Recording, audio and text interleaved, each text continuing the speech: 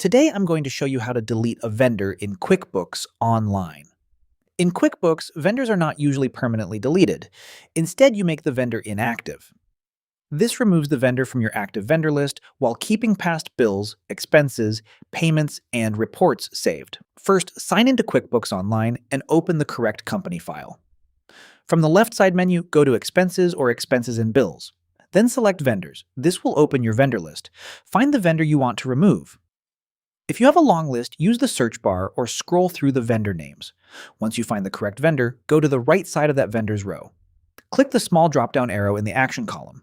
From the menu, select Make Inactive. QuickBooks will show a confirmation message. Click Yes, Make Inactive. The vendor will now be removed from your active vendor list. If you want to make multiple vendors inactive at once, check the boxes beside the vendors you want to remove. Then go to Batch Actions at the top and choose Make Inactive. QuickBooks will make those selected vendors inactive together. And that's how to delete or make inactive a vendor in QuickBooks Online in 2026.